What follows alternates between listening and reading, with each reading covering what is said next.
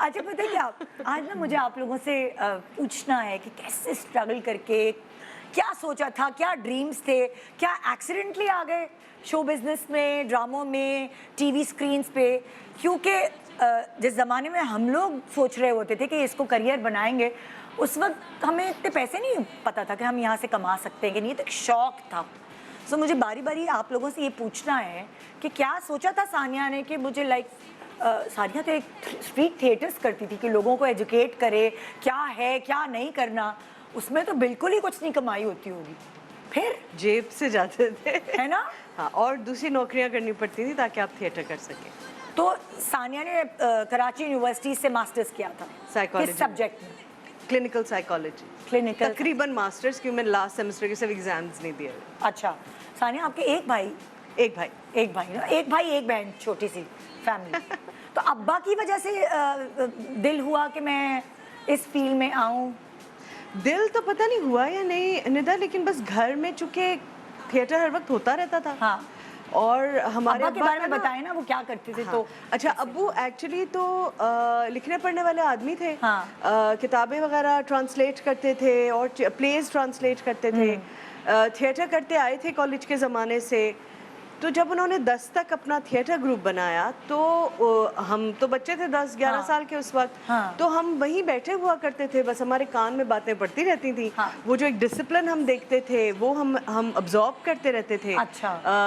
जब हम अम्मी अब्बू दोनों ही थे उसमें इन्वॉल्व। तो जब अम्मी अब्बू में से किसी का सीन आता था तो कोई भी पकड़ के हमें वहाँ होमवर्क भी करवा देता था रिहर्सल में, और बस हम उनके साथ साथ ही हम बड़ी। हाँ, उसी तरह वो चीज़ देखते हुए। तो आपके भाई नहीं आए इस फील्ड में? मेरे भाई ने स्ट्रीट थिएटर किया था मेरे साथ। अच्छा, उन्होंने किया। हाँ, मगर फिर वो क्रिकेट खेलने लगा तो इतना उसके पास फिर वक्त नहीं था और इतना उसको इंटरेस्ट भी नहीं था। अच्छा। मेरा मेरा ऑटोमेटिकली इसलिए बन गया क्योंकि मुझे लगा कि ये मेरे बाकी कामों में, उस वक्त मैं एक बच्चों की ऑर्गेनाइजेशन के साथ काम करती थी, उसका नाम था साथी बाररा संगत। अच्छा। उसमें मैं मुझे लगता था कि ये काफ़ी मददगार साबित होता है। हाँ। वो भी हमारे अब्बा ने हमें वॉलंटियर वहाँ करवाया कि भाई आप अपना वक्त क्यों ज़ाया करती हैं, जाएँ वहाँ पढ़ाएं, इतने अच्छे स्कूल में पढ़ती हैं, जाके दूसरों को पढ़ाएं। हाँ।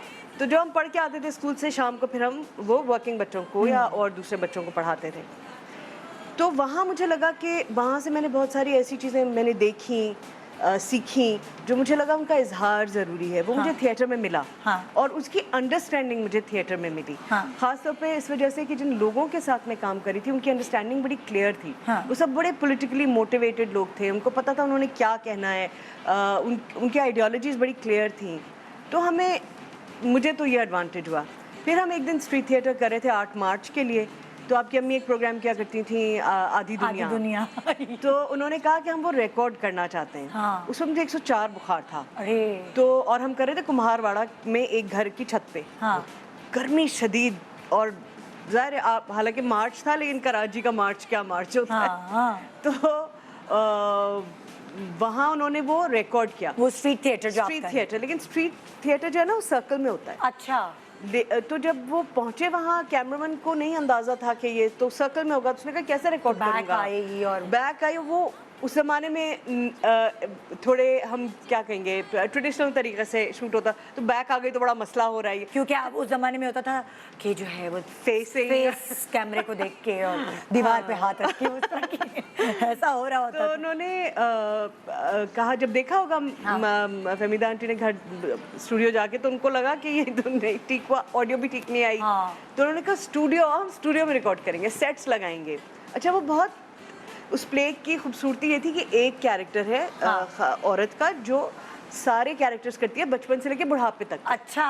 तो वो एक ही करती है। अच्छा। एक्टर। मैंने कहा कि अच्छा, मैंने कहा भाई पता नहीं, हम तो कभी टीवी पे नहीं गए, अब्बू जाना चाहिए नहीं जाना चाहिए। अब्बू ने कहा भाई जाएं, आप अपना प्ले करने जा रही हैं, अब्बू को कोई मसला नहीं भाई। नहीं, अब्बू चिल सीन है ना।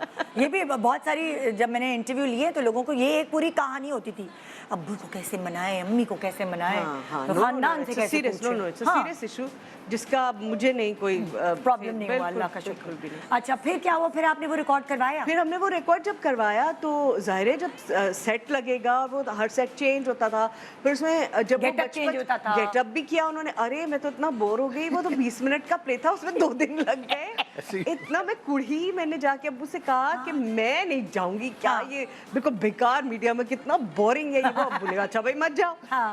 खैर फिर हम अपनी पढ़ाई में लग गए। फिर एनटीएम स्टार्ट हो गया। एनटीएम पे एक जॉब आई। उस वक्त तक हम स्ट्रीट थिएटर करते थे, तो पैसे वैसे होते नहीं थे। हर वक्त कहते थे पैसे दे दो, हमारे बहुत तंग थे। मेरे रेलगाड़ी की टिकट के पैसे आप लोगों ने भरे थे। आपका मैंने सुनना है, आपने मुझे बताना है अभी रेलगाड़ी वाली कहानी। अभी सुनाएंगे, अदा सुनाएंगे आपको। तो अब्बू ने कहा भाई मैं ये, मेरे पास तो इतने पैसे नहीं, हर रोज पैसे मांगते रहते हो, जाओ खुद कमाओ। हाँ। तो मैं ट्यूशंस पढ़ाती थी उस वक्त। एक दिन मैं सो रही थी दोपहर को, तो अम्मी ने कहा देखो ये ऐड आया अखबार में, जाके ऑडिशन दे दो। मैंने कहा नहीं मैं नहीं जा रही। मैंने कहा नहीं चलो उठो। मैं ऐसी सोते में से उठ के मुंह हाथ धो के कपड़े बदल के चली गई। एनटीएम का ऑडिशन देने वो हो गया। एनटीएम का ऑडिशन क्या था? लाइक किसी अनाउंसर्स का। ओह अच्छा अच्छा। So I was the first announcer of NTM My God. from Karachi. मुझे नहीं पता था ये बात। हाँ, from Karachi I was the first announcer, and I think NTM was the first private TV channel also. और पहली दफा क्रोमा पे शूट होता था कुछ। अच्छा, और आपको ये बताना होता था अब ये प्रोग्राम देखिए। जी। खबरें तो नहीं पढ़नी नहीं, होती ना? खबरें नहीं होती थी एनटीएम पे। अच्छा। तो सिर्फ हम एक रिकॉर्डेड वो अनाउंसमेंट्स होते थे बच्चों के प्रोग्राम से लेके रात को फिल्म तक। ओके तो वो मैंने थ्रू कॉलेज किया 11 महीने।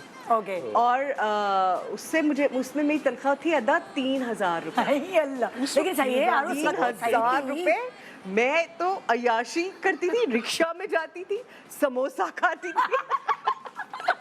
तो मैंने तो मतलब 3000 खत्म ही नहीं होते थे यार, बचा लेती थी उसमें से मजाक के अलावा। अल्लाह। तो फिर एक दफा ये हुआ कि उन्होंने ना तनख्वाहें नहीं दी 3-4 दिन, जैसा कि टीवी पे होता है। हर टीवी चैनल को पता नहीं इसमें क्या मजा आता है, सबकी तनख्वाहें रोक के देते हैं। हाँ, अपना कुछ नहीं रुकता, बाकी सबकी तनख्वाहें रुक जाती। फिर क्या तो हुआ? उन्होंने तो मैंने, आपको पता है मैं किसकी बेटी हूँ। हाँ। मैंने कहा बॉस ये तो नहीं हो सकता, मैंने वहाँ हड़ताल कर दी। मैंने कहा भाई तनख्वाहें, अच्छा मेरा इतना मसला नहीं था। सर कितने साल की होंगी आप? लाइक टीन एज होगा आपका वो?